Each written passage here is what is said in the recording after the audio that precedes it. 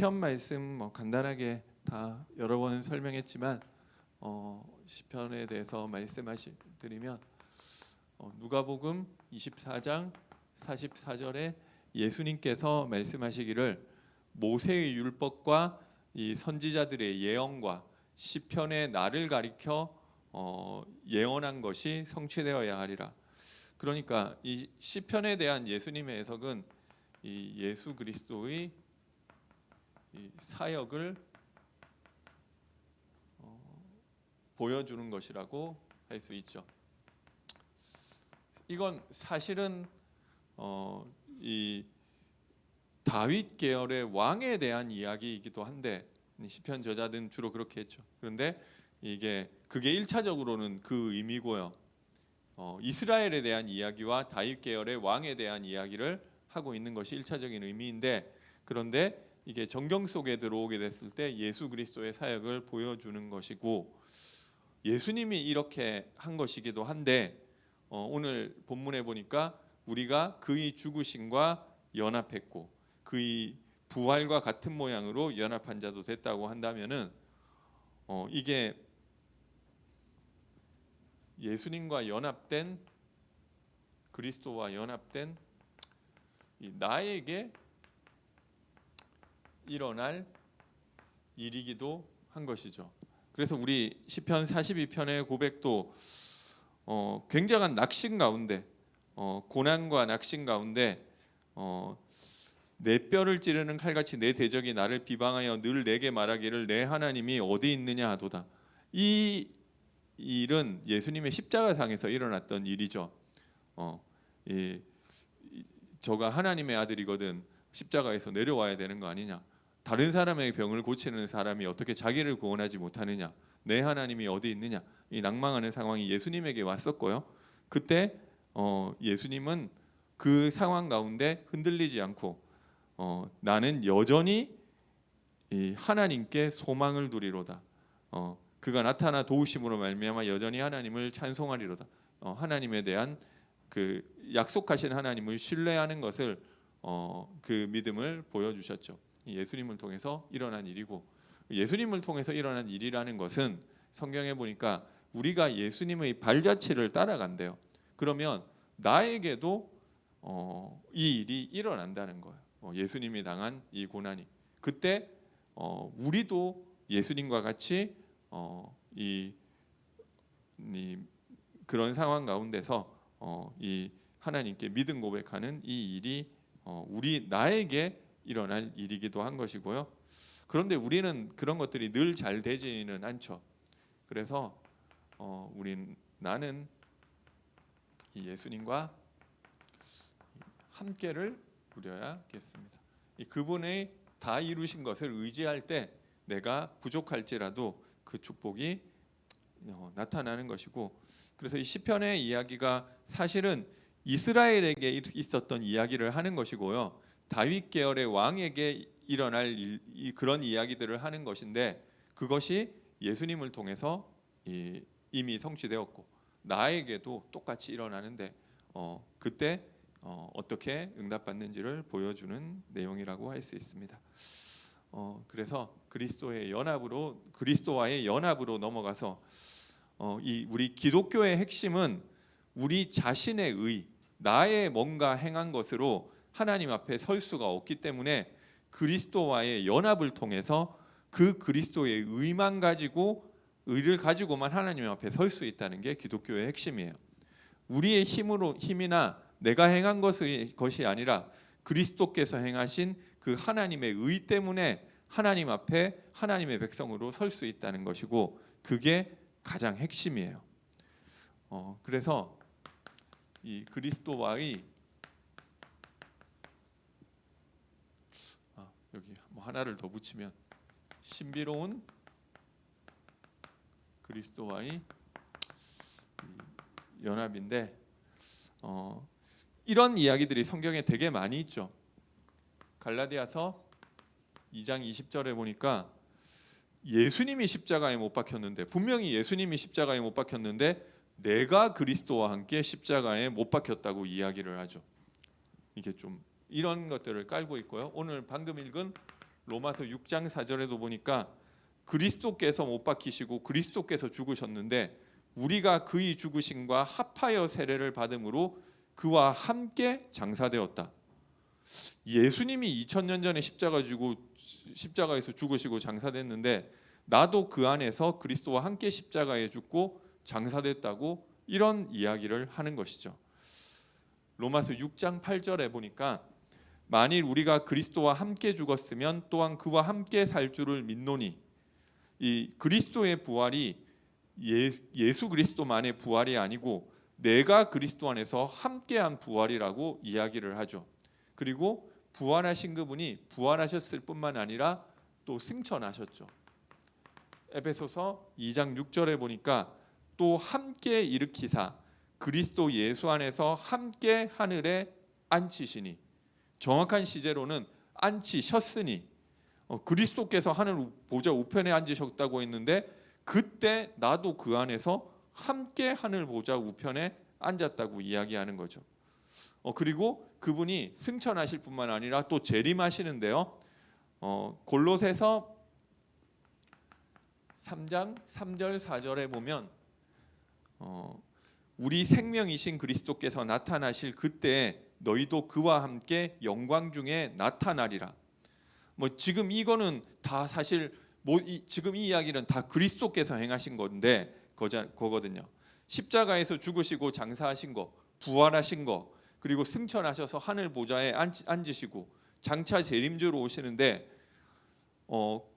그리스도와 함께 연합한 자들이 전부 다 그 안에서, 그리스도 안에서 2000년 전에 십자가에서 함께 죽고 함께 장사되고 함께 부활하심을 입었고 함께 보좌 우편에 앉았다가 그리스도께서 재림하실 때 그와 함께 나타난다고 이야기를 하고 있다는 거죠. 이게 좀 이상하잖아요. 그래서 이 신비롭다고 하는, 신비로운 연합이라고 이런 형용사를 붙이는 거죠. 미스테리어스라고. 그리스도께서 분명히 행하셨는데 그게 어떻게 내가 그 안에서 행하신 것이 그리스도께서 행하신 게 어떻게 내게 그대로 되느냐, 이런 거죠. 그래서 이 그리스도의 연합에는 어떻게 그렇게 되느냐 했을 때 한 세 가지 정도 생각할 이 베이스가 있는데요. 그 첫 번째가 이 그리스도와 우리가 연합된다는 것은 역사 속에서 어느 순간 발생한 것이 아니라 이 영원성이라는 게 있다는 거예요. 영원성이라고 했을 때 이 하나님이 영원 전에 작정하신 그 작정 때문에 그 일이 일어난다는 거예요. 아무나 그리스도와 연합하는 이 일이 일어나는 게 아니고요. 내가 잘한다고 그리스도와 연합이 일어나는 게 아니고 또 못한다고 안 일어나는 것도 아니라는 거죠. 이 그리스도와 연합이 일어나는 그 사람은 하나님이 창세전에, 영세전에 작정하신 그 사람들, 하나님이 하나님의 것이라고 하는 그 자들에게 하나님이 무조건적으로 행하시는 거죠. 왜냐하면 하나님께서는 작정하신 이 그대로 펼쳐낼 수 있는 전능하신 하나님이시기 때문에 하나님께서 작정하신 그대로 그리스도와 연합시켜서 우리를 그 앞에 서게 하시는 것입니다. 에베소서 1장 4절에 보니까 곧 창세 전에 그리스도 안에서 우리를 택하사 우리로 사랑 안에서 그 앞에 거룩하고 흠이 없게 하시려고 하셨다. 창세 전에 이미 하나님께서 작정을 하셨대요. 우리를 하나님 앞에 흠이 없고 거룩하게 세우려고 하는데 그 하나님의 방법이 뭐냐면 그리스도 안에서. 에베소서 2장 10절에도 보니까 우리는 그가 만드신 바라 그리스도 예수 안에서 선한 일을 위하여 지으심을 받은 자니 이 일은 하나님이 전에 예비하사 우리로 그 가운데서 행하게 하려 하심이니라. 우리가 하나님의 만드신 바, 우리가 그렇게 되려고 한 게 아니고 하나님이 그렇게 만드신 바가 됐다고 이야기하고 예수 안에서 선하신 일을 위하여 지으심을 받은 자다. 여기에도 다 예수 안에서라고 따라 나오는 거죠. 이 일은 하나님께서 전에 예비하사, 아까는 창세전이라고 했는데 여기에는 전에 예비하사 우리로 그 가운데서 행하게 하려 하심이라. 요한복음 17장 6절에도 세상 중에 내게 주신 사람들에게 내가 아버지의 이름을 나타내었나니 그들은 아버지의 것이었는데 내게 주셨으며 그들은 아버지의 말씀을 지키었나이다 라고 예수님 말씀하시는데, 아버지의 것, 아버지께서 이미 아들로 삼기로 작정하신 그들을 하나님이 내게 주셨다는, 예수님께 주셨다고 이야기하는 거죠. 그리고 그 예수님께 준 그 사람들은 아버지의 이름을 나타냈고, 그 사람들에게 아버지의 이름을 예수님이 나타냈는데 그들은 그 말씀을 믿었다고 이야기하는 것입니다. 그래서 아무나 그 말씀을 받고 그 진리를 깨닫는 게 아니라는 것이죠. 하나님께서 창세전에 작정하시고 예비한 그 자들만 말씀을 받고 그 말씀을 믿고 진리 안으로 들어와서 예수 안으로 하나 될 수 있는 것이지, 우리가 뭐 열심히 공부하고 노력한다고 알 수 있는 게 아니라는 거죠. 또 24절에는 아버지여 내게 주신 자도 나 있는 곳에 나와 함께 있어 아버지께서 창세전부터 나를 사랑하심으로 내게 주신 나의 영광을 그들로 보게 하시기를 원하옵나이다. 아버지께서 창세전부터 나를 사랑하심으로 내게 주신, 여기도 창세전에 하나님께서 이걸 다 계획하고 작정하셨다는 게 나타나 있죠. 그래서 그리스도와의 연합은 우리가 믿어서 그리스도와 연합되는 것도 사실은 아니고요. 하나님께서 작정하신 자에게 하나님이 믿도록 하나님이 은혜를 허락하셔서 그리스도와 연합하게 되는 것입니다. 아무나 할 수 있는 게 아니라는 것이죠. 그리스도와의 연합의 가장 베이스는 하나님이 영원 전에 작정하신 그 사람들만 그리스도와 연합할 수 있다는 것입니다. 두 번째로 생각할 것이 이 하나님이 그리스도 안에서 선한 일을 위하여 하나님 앞에 거룩하고 흠이 없게 되려고 했던 그 자들을 반드시 그리스도 안에서 작정하시고 그리스도 안에서 택정하셨다고 했는데, 두 번째 이 근본은 그래서 그리스도와의 연합은 반드시 그리스도의 성육신과 그의 대속적인 사역이 반드시 필요한 것입니다. 그리고 이 대속은 역사 속에서 일어난다는 거죠. 예수님의 대속이 그냥 대속과 이 성육신이 역사 속에서 있어야 되는데요. 하나님께서 구원을 성취하시는데 말씀으로 명령 내려서 성취하신 게 아니라는 거예요. 하나님의 작정은, 하나님의 능력은 말씀으로 그대로 창조할 수 있는 능력이 있으시지만 구원에 대해서는 그렇게 작정하신 게 아니라는 거예요. 그리스도 안에서 하기로 계획하셨다는 거예요. 이 작정이라고 하니까 좀 어렵게 생각하는데, 그냥 하나님이 계획하신 거, 하나님이 창세전에 이 뜻하신 그 하나님이 플랜을 짜놓으신 그거를 이야기하는 거죠. 그 하나님의 작정 속에서 그거를 어떻게 이루시느냐면 그리스도 안에서 그 일을 행하기로 계획하신 거예요. 그냥 말씀으로 너네들 누구는 구원받아라, 깨끗하게 되라, 하나님 백성 되라 이렇게 명령해서 되는 게 아니라 반드시 역사 속에서 그리스도의 성육신 사건이 일어나야지만 그 구원의 일이 일어나도록 하신 것입니다. 그리스도 안에서 하나님이 계획하신 것이다. 다른 것으로는 불가능하죠. 따라서 예수님이 성육신을 통해서 이 구원의 창시자가 되셨다. 이 아르케이곤이라고 하는데요. 아르케라는 것은 이 태초에라는 뜻인데, 아르케이고스라고 하는 것은 그것을 가장 처음 시작한 이 파운더, 가장 처음 만드신 분.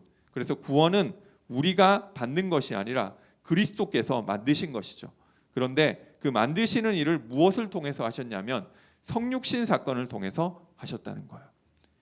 히브리서 2장 10절에서 17절에 보면, 그러므로 만물이 그를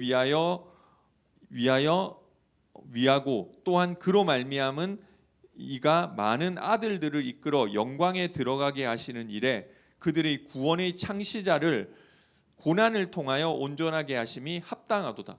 구원의 창시자가 되게 하기 위해서 하나님이 어떤 작정을 하셨냐면 그 하나님의 아들을 죄 있는 사람의 모양으로 이 땅에 보내시고 그를 대속해서 십자가에 죽이심으로 고난받게 하심으로 그를 온전한 자가 되게 해서 하나님의 백성들을 구원하시기로 작정하신 거라는 거예요.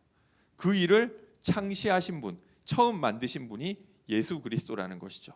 따라서 예수 그리스도께서 이 땅에 왜 육신을 반드시 입고 와야 되느냐면 11절에 거룩하게 하시는 이와 거룩하게 함을 입은 자들이 다 한 근원에서 난지라. 거룩하게 하시는 이는 성삼위 하나님, 거룩하게 함을 받은 자는 이 창세전에 택한 이 자들, 이 우리 구원받은 자들이죠. 이들이 다 한 근원에서 났다. 그러니까 예수 그리스도와 예수 그리스도 안에서 연합되어 구원받은 그 자들이 다 한 근원에서 났다는 거죠. 한 아버지, 하나님 아버지에서 난 자라.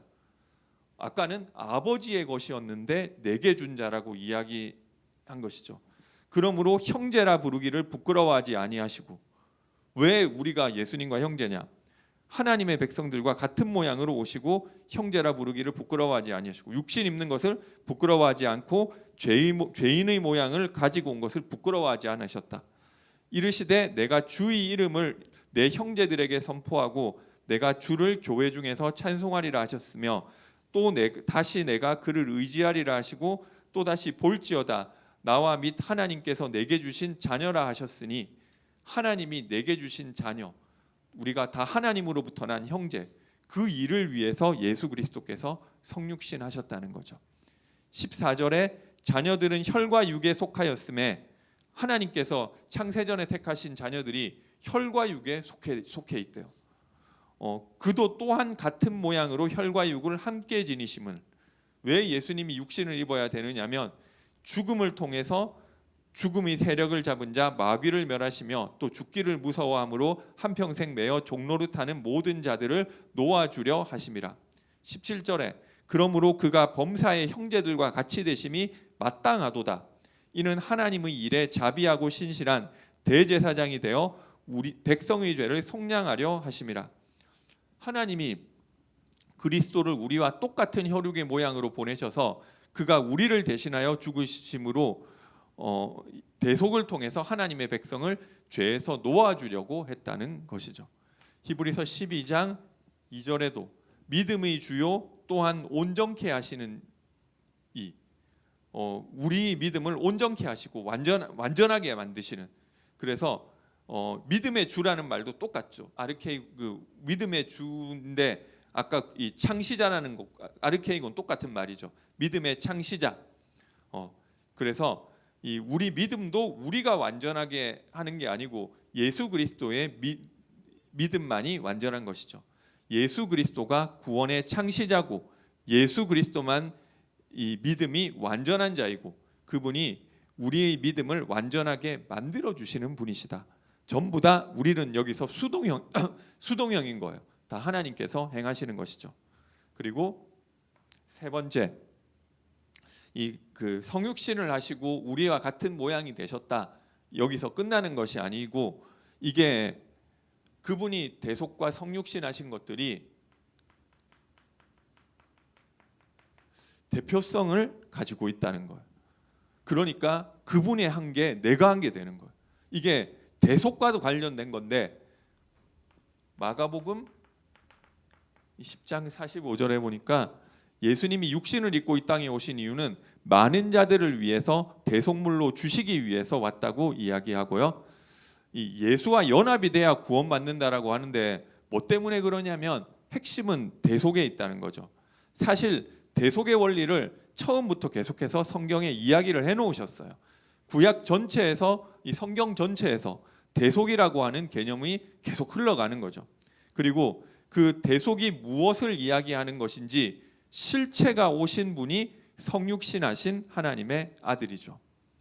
갈라디아서 1장 4절에 보니까 그리스도께서 하나님 곧 우리 아버지의 뜻을 따라 이 악한 세대에서 우리를 건지시려고. 어떻게 건지느냐? 우리 죄를 대속하기 위하여 자기 몸을 주셨으니. 우리를 악한 세대에서 건진다는 것은 우리를 여기서 빼내서 어디 딴 데 데려가는 것이 아니라 우리의 죄를 대속하는 것을 말하는 거죠. 우리가 죄가 있는데 죄인은 절대 하나님 앞에 나아갈 수도 없기 때문에 우리 죄를 대신 속죄해 주시고, 그 죄를 속함 받은 자들이 그 안에서 하나님 앞에 나갈 수 있게 하신 것이 대속의 원리인 것입니다. 디모데전서 2장 6절에도 그가 모든 사람을 위하여 자기를 대속물로 주셨으니 기약이 이르러 주신 증거니라. 이 기약이 이르렀다고 하는데, 이 구약 전체에서 약속하신 그 말씀이 하나님의 때, 하나님의 시간표에 정확히 이루어졌다는 말이죠. 이런 핵심적인 것들을 신약 성경의 바울 서신, 특별히 로마서, 그리고 요한복음, 요한 서신들서 이 히브리서 이런 성경에 다 들어가 있죠. 거기서 계속 이야기하는 거예요. 바울이 입만 뻥긋하면 우리가 그 안에서, 그리스도 안에서, 그리스도 예수 안에서 이런 이야기를 계속 이야기하죠. 바울 서신에 정확하게 그리스도 예수 안에서라고 표현한 것만 160번이 넘는다고 하는데요. 그런데 왜 그 안에서 되느냐? 하나님께서 창세전에 계획하신 하나님의 백성을 구원하는, 하나님 백성 만드는 그 일을 하기 위해서인데, 그 일을 하기 위해서는 대속이 필요하고, 대속 때문에 사실 성육신하신 거라는 거죠. 왜냐하면 하나님은 죄 있는 자를 죄 없다고 할 수가 없어요. 그게 하나님의 대표적인 성격인데요. 이 하나님의 대표적인 성격을 사랑이라고도 하고 공의라고도 하는데, 사랑과 공의를 충족하기 위해서는 우리를 아무리 사랑한다 하더라도 우리 죄 있는 그 상태를 사랑하실 수가 없으시다는 거죠. 죄 있는 자는 반드시 심판을 받아야지 그래야 공의라는 거죠. 반드시 하나님께서 의를 행하기 위해서 대속이 필요한 것이고요. 그래서 대속의 원리를 가장 잘 설명하고, 대속을 통해서 어떻게 우리가 구원받을 수 있느냐가 그리스도와의 연합이라는 것입니다. 예수 그리스도께서 십자가에서 2000년 전에 죽으신 것이 그러면 어떻게 나에게 올 수 있느냐? 그게 나하고 무슨 상관이냐? 그 예수님의 죽으심에 대한 대속의 원리가 믿어지느냐 안 믿어지느냐 이 차이인데요. 믿어지지 않는다면 결국 내 의로 하나님 앞에 갈 수밖에 없는 것이고, 믿어진다면 그게 하나님의 은혜인데 그리스도 안에 연합돼서 그의 의를 대신 힘입어서 우리가 하나님 앞에 가게 되는 것입니다. 베드로전서 1장 18절에서 21절에도 보니까 너희가 알거니와 너희 조상이 물려준 헛된 행실에서 대속함을 받은 것은 은이나 금같이 없어질 것으로 된 것이 아니요 조상이 물려준 헛된 행실, 은이나 금 이런 것들이 전부 다 열심히 율법 지키고 열심히 성전에서 하나님의 뜻을 행한다고 했었던 그 사람들 이야기인데요. 그것을 통해서 대속함 받는 게 아니라는 거죠. 오직 흠없고 점없는 어린 양 같은 그리스도의 보배로운 피로 된 것이니라. 그는 창세전부터 미리 알린 바 되시니나 이 말세에 너희를 위하여 나타내신 바 되었으니 너희는 그를 죽은 자 가운데서 살리시고 영광을 주신 하나님을 그리스도로 말미암아 믿은 자니, 그리스도께서 나를 대신해서 죽으신 의인이었고 그 증거로 하나님께서 살리셨구나. 그 사실로 말미암아서 하나님을 믿는 자가 되었다. 너희 믿음과 소망이 하나님께 있게 하셨느니라. 베드로전서 2장 24절에는 친히 나무에 달려 그 몸으로 우리 죄를 담당하셨으니 이는 우리로 죄에 대하여 죽고 의에 대하여 살게 하려 하심이라. 그가 채찍에 맞음으로 너희는 나음을 얻었나니. 이사야서 53장 이야기죠. 이 대속, 분명히 의인인데 너희 죄를 대신 담당하시고 고통받는 의인에 대해서 이사야 53장에서 이야기를 했었죠. 우리 죄를 그래서 이것이 우리 죄를 담당하신 거라고 이 베드로가 선포하고 있는 것입니다. 베드로전서 3장 18절에도 그리스도께서 단번에 죄를 위하여 죽으사 의인으로서 불의한 자를 대신하셨으니 이는 우리를 하나님 앞으로 인도하려 하심이라. 이 대속에 대한 이야기를 구약 성경 전체라고 이야기했는데, 이 대속에 대한 부분들은 사실 아담 이야기 때부터 시작되거든요. 아담의 이야기부터 대표성의 원리가 나오는데, 이 원죄라는 개념은 원래부터 있었던 개념은 아니고요. 신학적으로 어거스틴이 처음으로 정의했는데, 어거스틴이 정의할 때는 아담이 죄를 짓고 우리도 생물학적으로 그때 아담의 허리에 있었기 때문에 그 아담의 죄를 생물학적으로 유전받아서 태어날 때부터 우리가 죄인이 되어서 태어난다. 만약에 아담이 죄를 안 지었다면 그 후손도 죄가 없이 태어난다. 이런 개념이었었죠. 그런데 이거는 어거스틴이 그때 이야기한 것이고, 그러면 과연 이 유전적으로 그렇게 물려받은 것이냐? 어거스틴이 그 이야기를 할 때는 그 당시 있었던 이 생물학적 개념에서 이 원죄를 푼 것이고요. 개혁주의 신학에서는 생물학적인 이런 내용보다도 대표성의 원리로 이야기를 하죠. 그래서 바울이 이제 뭐 첫 번째 아담, 두 번째 아담 뭐 이런 말을 가지고 설명을 하는데요. 이 로마서 5장 12절에 보면 이 그러므로 한 사람으로 말미암아 죄가 세상에 들어오고 죄로 말미암아 사망이 들어왔다. 우리도 그와 같이 범죄하지만 아담 때문에 이것들이 들어왔다라고 아담이 인류의 죄의 원흉인 것처럼 설명하고 있죠. 바울이 왜 그렇게 설명했느냐면 대표성의 원리를 설명하려고 그러는 거예요. 이 구약 성경 전체를 보면 이 대표성의 원리를 가지고 하나님이 이스라엘을 치시기도 하시고 복주기도 하시고 이런 것들을 계속 보여주거든요. 이스라엘 역사서를 보면 이 왕에 따라서 하나님이 그 시대를 복주기도 하시고 왕에 따라서 하나님이 그 시대를 악하다고 재앙에 넘기기도 하신다는 거죠. 그 백성들이 어떻게 행했느냐는 별로 중요하지 않아요.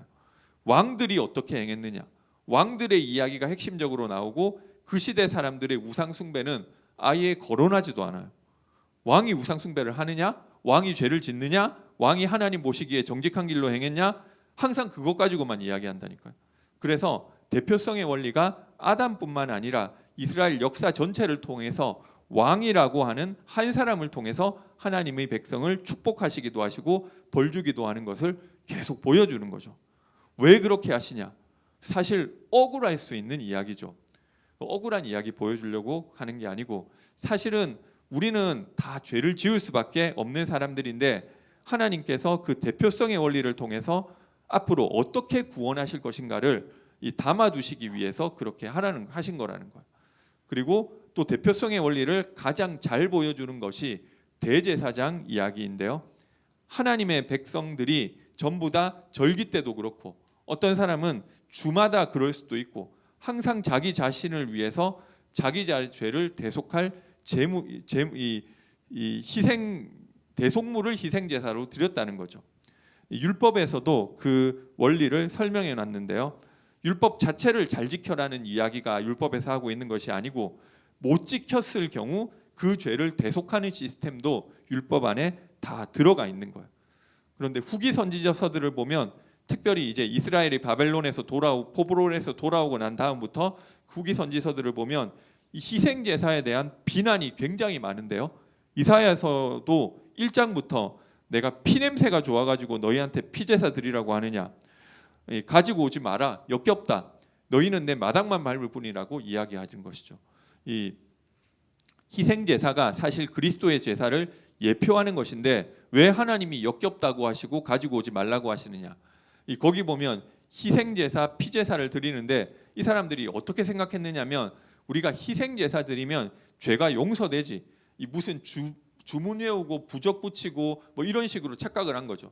그러니까 실컷 고아와 과부를 압제하고 학대하고 밖에서 악한 일을 다 하면서도 괜찮다는 거예요. 왜? 오늘 희생 제사 드리면 죄 용서받을 거니까. 그러니까 뭐라고 하면서 이 제사 지내지 말라고 하나님 하시냐면 너희가 이 피와 함께 악을 행하는 것을 내가 견디지를 못하겠다. 그것도 그나마 하나님이 말씀하신 대로 뭐 흠없고 점없고 깨끗한 1년 된 이 어린 양이라도 드리면 되는데 그거 드리려니까 아까운 거예요. 그러니까 그런 건 이제 비싸잖아요. 그러니까 절름발이, 형편없는 것들, 이런 것들 가지고 와서 어차피 피는 똑같으니까 피만 뿌리는 거예요. 우리가 뭐 재수 없으면은 소금 뿌리듯이 내가 죄가 있으면 하나님 앞에 벌 안 받게 하기 위해서 피 뿌리는 것으로 활용했다는 거죠. 그 사람들이 이제 친성전 유대인들이었죠. 그 사람들이 신약 성경에 오면 이 사두개인, 대제사장 가문 뭐 이런 사람들이죠. 이 제사장 자체가 완전히 그때는 타락을 해서 이 돈벌이로 활용을 했는데 그 제사 드리지 말라는 거죠. 마음에는 하나님 앞에 죄인이라는 인식 하나도 없어요. 내 죄 때문에 하나님이 은혜로 죄 없고 흠없는 양을 대속해서 죽게 하시는구나, 이런 개념도 없어요. 그냥 내가 뭐 이거 했으니까, 피 흘렸으니까 하나님 나 축복해야지, 이게 무슨 하나님 섬기느냐는 거냐는 거예요. 거기에다 대고 선지자들이 누가 그런 제사 드리라고 했냐 이야기하는 거죠. 이 대제사장직이 그때 있었는데 1년에 한 번 이 대속죄일이 있었다는 거죠. 그때에는 나라 전체의 죄를 하나님이 용서하시고 새 시대가 시작되느냐, 새로운 해가 시작되느냐, 안 되느냐를 판가름하는 날이었는데요. 이 대속죄일은 마지막 심판 때를 상징하는 것입니다. 과연 우리가 속죄를 받아서 모든 죄가 속하여지고 새로운 시대, 새로운 해가 열릴 것이냐, 아니면은 하나님이 속죄를 안 해주시고 이 전부 다 재앙 가운데 내버려 두실 것이냐, 그게 결정되는 날이 대속죄일인데요. 그래서 이제 대속죄일 전부터 이제 나팔을 불어서 이 자고 있는 사람들 전부 다 깨우고 이 각자마다 자기 집에 들어가서 기다리는 시간이 있었어요. 그때 조마조마하면서 하나님이 과연 용서해 주실까 안 해 주실까. 근데 그거를 뭘로 판단하느냐면 대제사장이 1년에 한 번 드리는 그 속죄제를 하나님이 받아주시느냐 안 받아주시느냐로 알 수 있는 거죠. 그거는 그냥 이 번제단에서 드리는 것이 아니고 어디서 드리느냐면 휘장을 넘어가서 하나님이 앉아 계신 바로 그 자리 앞 코앞까지 가서 지성소 안에서 이 피제사를 드린다는 거죠. 진짜 하나님이 내 백성 나의 자녀들을 위해서 용서해 줄 거냐 안 해 줄 거냐는 그 대제사장의 한 번의 제사로 결정된다는 거예요. 그래서 이스라엘로서는 이제 운명의 날이죠. 그래서 전부 다 자기 죄를 슬퍼하면서 하라고 그랬고, 그때 용서해 주시기를 기대하면서 이 두려움과 떨림으로 기다리면서 이 적막 가운데 쌓여 있는 것이죠.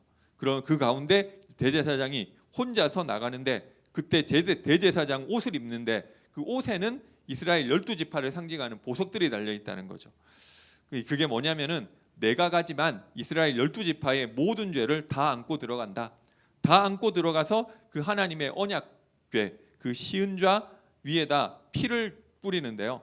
전부 뿌리는데 만약 그 대제사장이 들어가서 거기서 하나님 앞에 희생의 피를 뿌리는데 하나님 안 받으시면 그 대제사장이 거기서 죽는 거죠. 죽으면은 그 사람 끌고 와야 되니까 밧줄을 메고 들어가는 거죠. 이 두려움과 떨림으로 들어가는 것입니다. 그러니까 아무나 그 휘장으로 들어갈 수 있는 게 아니라 대제사장만.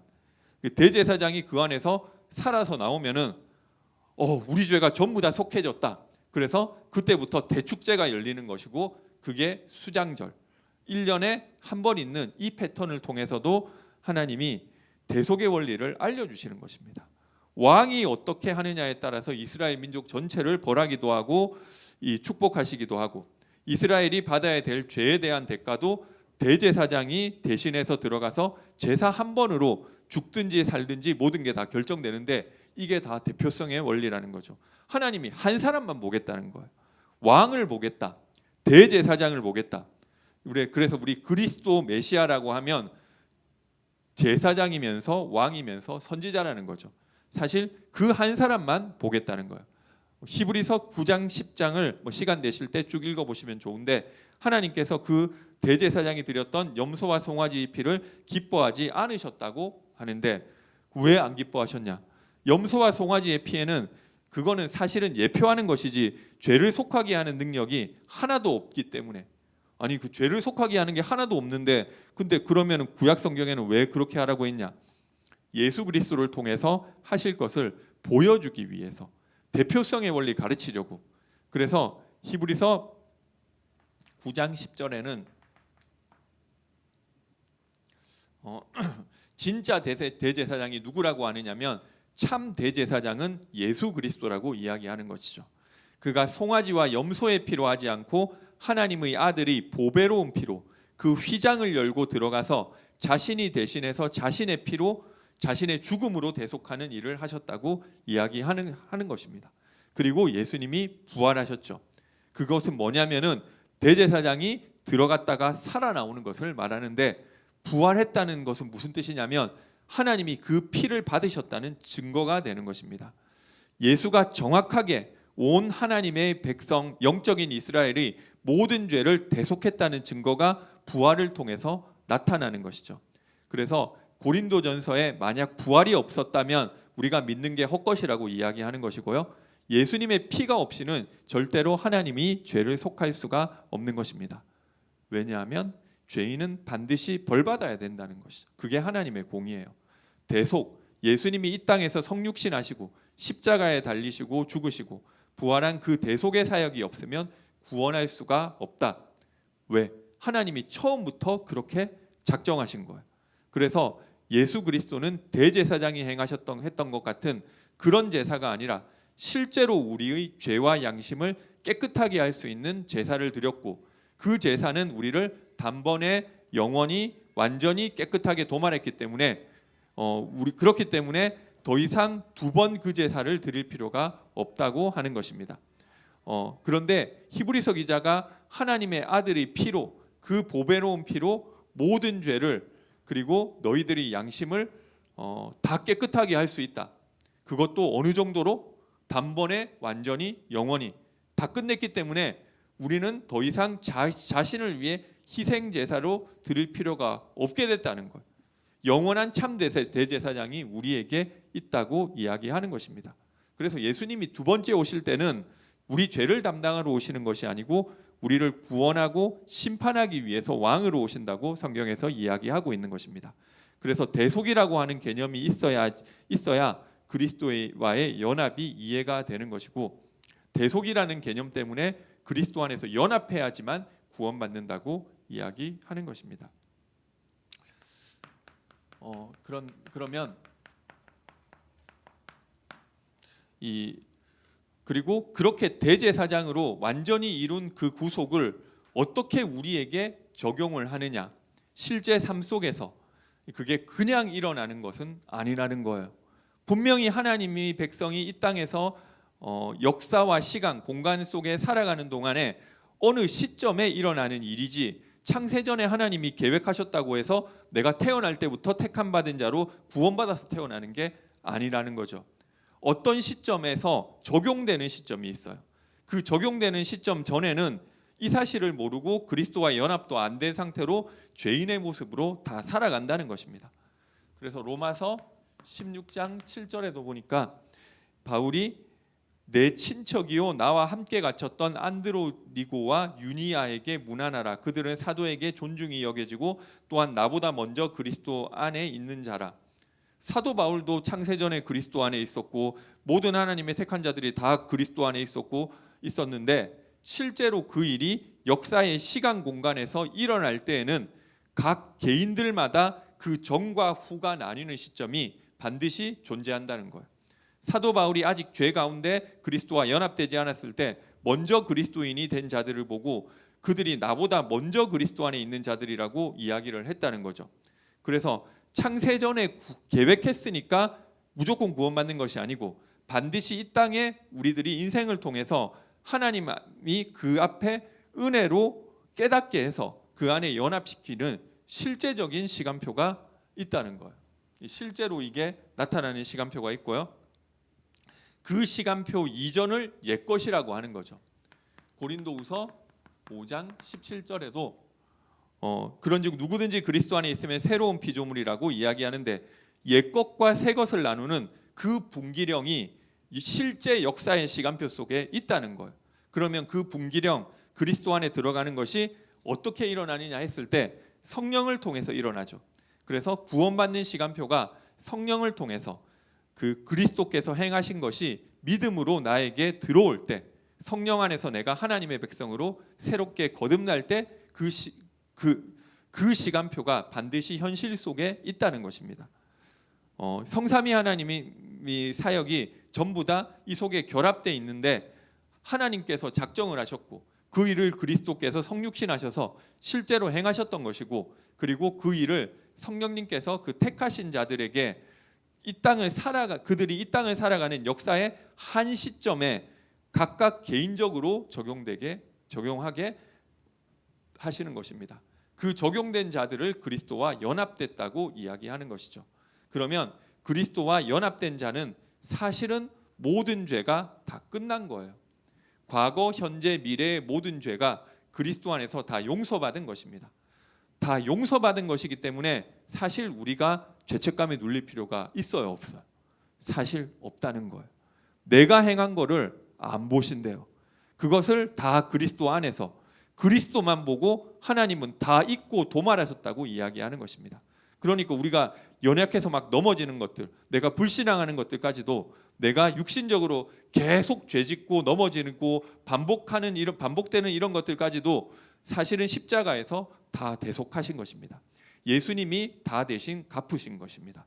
그것이 나에게 분명하게 온 것이 성도요 그리스도 안에서 연합된 자라고 하는 것입니다. 그 연합된 자를 새 피조물이라고 하고 그들에게 새 마음을 주셨다고 이야기를 하는 것이죠. 그 새 마음이 성령인데 성령으로 이제 내 법을 그들 마음 속에 심어놓고 그들이 내 법을 행하게 하겠다. 이게 사랑인 것이죠. 그런데 문제는 우리가 실제로 안 되잖아요. 이 상태가 뭐냐면은 그게 이제 두 시대가 있는 거죠. 새 시대, 새 하늘과 새 땅, 그리고 옛 시대, 그 사이에 간격이 있는 거예요. 예수님의 초림과 재림 사이의 간격, 이 종말이라고 하는데요, 말세라고 하는데 이 종말을 살아가는 하나님의 백성, 이 땅의 역사 속에 살아가는 하나님의 백성들 속에 있는 이것을 종말론적 긴장이라고 하죠. 그래서 이미 다 이루었는데 아직 안 되는 부분들, 현실 속에 아직 나타나지 않는 부분들이 존재한다는 것입니다.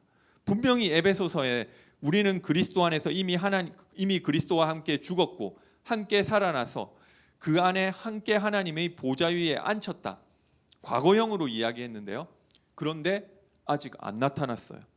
그게 그리스도 안에 너희 생명이 감추어졌고 그가 오실 때 너희가 나타나실 것이다 라고 이야기하는데 그 사이에 이 간격이 있는 거예요. 이 골로새서 3장 3절 4절에도 보니까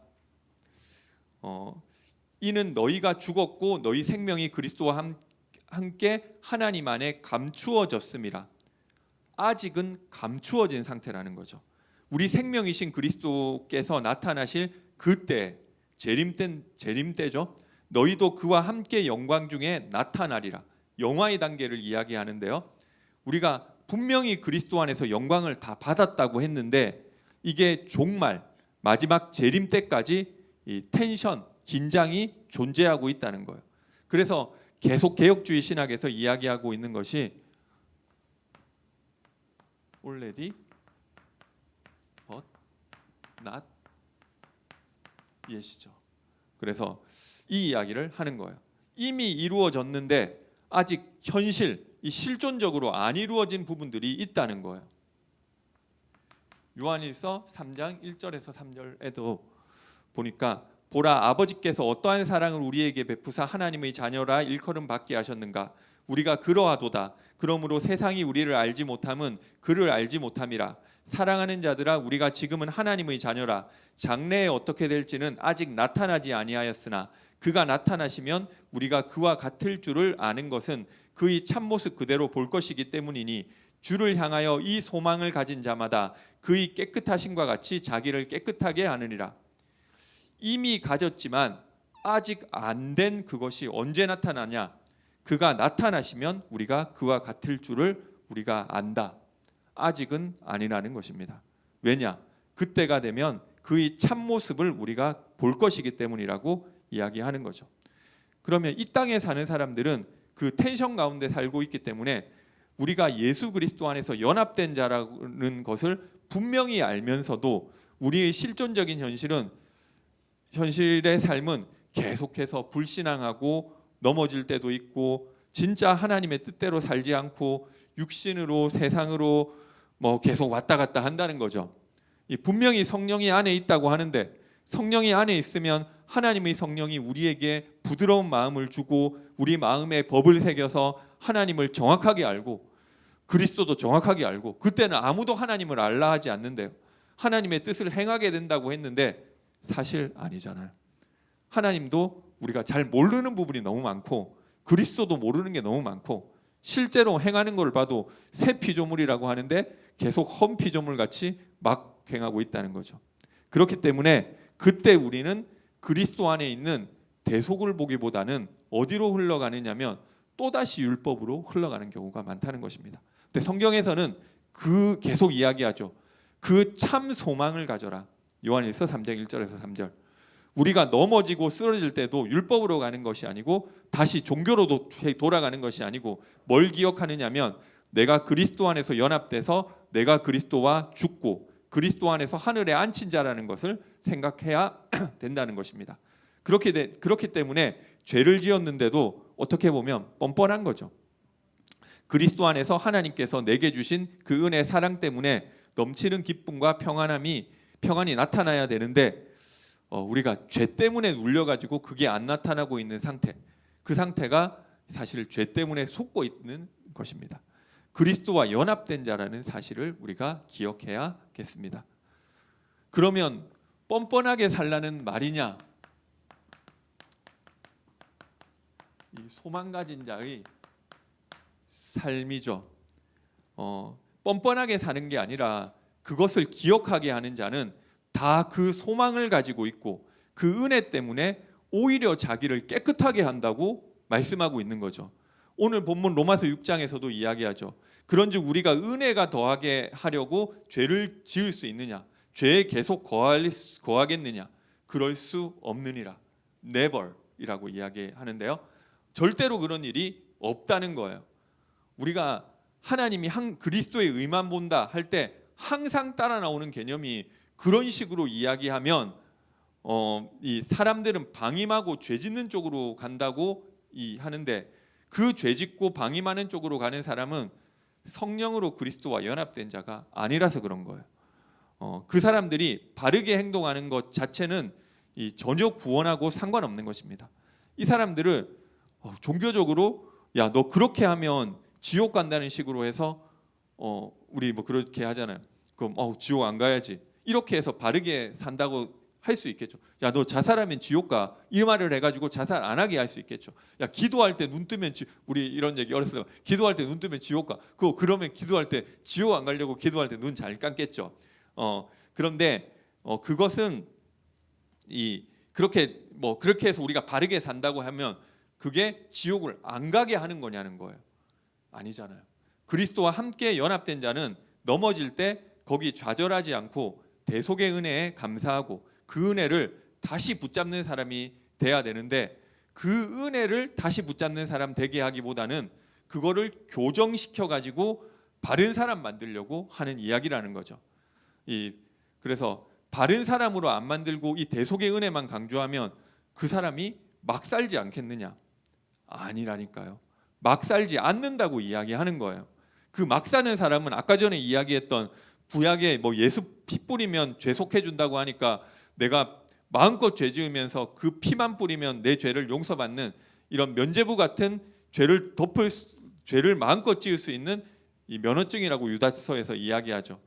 나는 하나님 앞에 면책 특권을 그리스도의 피로 혹은 희생 제사의 피로 얻었다고 이야기하는 그런 사람들인데 그런 사람들은 이 하나님 앞에 피제사 드리니까 싫어하셨죠. 이걸 뭐 오늘날에는 구원파적인 믿음이라고 하는데 그 사람들은 원래부터가 거듭난 자가 아니라는 거예요. 그리스도 안에 연합된 적이 없는 사람. 그래서 이 땅에서 성도의 삶이라는 것은 이게 전인격적으로 이루어지는 거예요.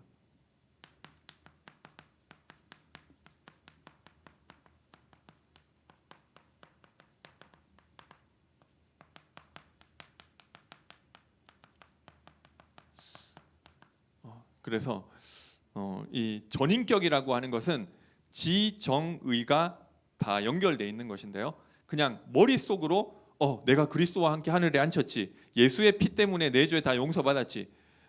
이걸 머리로만 알고 이 마음이죠. 그 은혜에 감사 감격하는 것도 없고 다 용서받았으니까 내 마음대로 살래. 이 행동도 없고 이거는 구원받은 사람이 아니라는 증거인 것입니다. 구원받은 사람은 비록 이 땅에서 여전히 이 텐션 가운데 이미와 아직 사이의 간극 가운데서 여전히 넘어지는 자기 모습을 보고 있지만 그럼에도 불구하고 택하신 하나님의 은혜와 사랑 때문에 감격할 수 있는 사람이고요. 그것 때문에 내 의지를 발동해서 하나님의 뜻대로 그리스도 안에 거하는 자로 이게 착하게 산다는 소리가 아니고 내가 새 피조물인데 이 약한 세대를 살아가고 있는 자다라는 행동을 하면서 살아가는 것입니다. 나는 새 피조물, 그리스도 안에서 하늘 보좌에 앉힌 자, 그 하나님의 아들로 이 세상을 살아가는 것이죠. 물론 그 삶이 형편없을 수도 있어요. 그 삶이 잘 산다 못 산다 그거는 상관없어요. 이 지정의, 이 전인격적으로 그 은혜와 사랑에 반응하고 하나님의 새로운 피조물이 된 자로 살아가는 것입니다. 그렇기 때문에 절대로 하나님의 은혜를 등한히 여기고 그 대속을 가지고 마음껏 죄짓는 쪽으로 안 가게 돼 있다니까요. 모든 하나님의 대속 사역은, 이 모든 그리스도와의 연합은 하나님이 나에게 일방적으로 하신 게 맞아요. 그런데 그 하나님의 일방적으로 행하신 은혜와 사랑, 그것 때문에 반응해서 나타나는 지정의, 인격적인 이 내 전체가 새로운 피조물로서 살아가는 것이 반드시 일방적인, 어떻게 보면 일방적인 것이 아니라 반드시 표출해서 나타나게 돼 있다는 거예요. 그것은 내 행위를 보고 무너지지 않는 것도 포함돼 있고요. 그리스도의 은혜로 주신 것을 내가 방탕의 기회로 삼고 마음껏 육신대로 죄지어도 하나님 나를 심판할 수 없다고 했던 이 구약의 이스라엘처럼 하지도 않는 것도 다 포함돼 있죠. 신약에서도 똑같아요. 그런 식으로 예수 믿는 거 아니에요. 이 구원파식의 잘못된 믿음이라고 이야기하는데요. 구원파에서 실제로 이야기하는 게 다 틀리냐? 그런 건 아니에요. 근데 이게 구원파에서 이게 성경에서 이야기하는 그런 면이 있는데 한쪽 면만 계속 이야기하는 거죠. 대속, 완전히 해방됐다 이런 것만 계속 얘기하는 거죠. 그래서 하나님 이런 거 안 본다. 그러니까 결론은 마음대로 살아도 돼. 하나님 마음대로 살아, 하나님 상관없다. 이게 이 머리로만 가지고 있는 거죠. 근데 실제로 구원파가 그런지 아닌지는 제가 잘은 모르겠어요. 워낙에 그렇게 안 했는데도 제가 이단들도 좀 만나보니까 좀 덮어 씌워, 이단들도 억울하게 많더라고요. 그러니까 막 덮어 씌워서 그렇게 했다는 뭐 이런 것들이 실제로 그런지는 모르겠지만, 만약에 구원파에서 그렇게 한다고 한다면 그것은 성경에서 이야기하는 믿음과는 상관없는 것이죠. 하나님의 성령이 그 안에 없다는 증거고요. 그런데 하나님의 백성은 그리스도 안에서 내 행위가 아니고 그리스도의 피만 보고 하나님이 나를 완전히 과거, 현재, 미래의 죄에서 대속하셨다는 사실을 알고 있지만 이 사람은 하나님의 뜻대로 살고 있지 못하고 있는 내 모습이 드러날 때마다 그리스도에 기대서 다시 하나님의 백성, 새 피조물로 살기 위한 의지 발동을 한다는 것입니다. 이건 종교가 아니죠. 막 이걸 해야 된다가 아니에요. 이게 그 의지가 어디서 흘러나온 거냐고 하면 그리스도의 은혜와 사랑 안에서 하나님이 나를 하나님의 자녀 만들어줬다는 것에서 그게 당연히 나올 수밖에 없는 행위라는 것입니다. 그게 전혀 없다고 하면 그 하나님 백성 아니라고까지 이야기할 거예요. 야고보서 같은 데서 그게 행위로 표출되건 아니면 행위까지 내 마음속으로만 그냥 좀 그렇게 자리 잡았던, 우리는 반드시 그 부분이 바뀌게 돼 있어요. 왜냐하면 새로운 피조물이니까. 그래서 그리스도와의 연합은 연합됐기 때문에 우리 마음대로 산다 이런 개념도 아니에요. 분명히 이 그리스도와의 연합은 하나님의 그 유니네트럴, 이 일방적인 한쪽 방향으로만 주는 일방적인으로 주어진 것이지만, 그게 정말로 주어진 사람은 양방향으로 전인격적인 반응이 나오게 돼 있다는 거예요. 그것이 이게 일방적인, 하나님이 은혜로 일방적으로 주셨지만 그 은혜 받은 사람은 머리로만 아는 게 아니고 내가 그거를 실제와 이 정적인 감사와 간격이 있고 그것을 통해서 나의 행위가 발동, 그렇게 하고 못하고를 떠나서 그게 있을 수밖에 없는 양방향이 될 수밖에 없다는 거예요. 그래서 그게 이 그리스도와의 연합의 마지막 핵심 중에 하나입니다. 어떻게 보면 좀 어려운 내용인데요. 이 부분에 대해서 묵상을 하고 대속에 대해서, 그리고 그리스도 안에서 우리가 이 땅에서 어떻게 살아가고 있는지, 그리고 그 안에서 어떤 것이 정말로 은혜로 그리스도 안에 거하는 자의 삶인지를 생각하고 하나님의 은혜를 새롭게 생각하게 되시기 바랍니다. 예, 기도하겠습니다. 사랑의 하나님, 은혜와 사랑을 감사드립니다. 우리를 그리스도와 이 땅 가운데 연합한 자로 부르시고, 그래서 우리 모든 죄를 다 속죄하셨고 그리고 이 땅을 사는 동안 그 은혜와 사랑에 감사하고 감격한 자의 삶을 살게 하심을 감사드립니다. 하나님과 함께하는 축복을 누리게 하여 주옵소서. 예수님의 이름으로 기도드립니다. 찬송가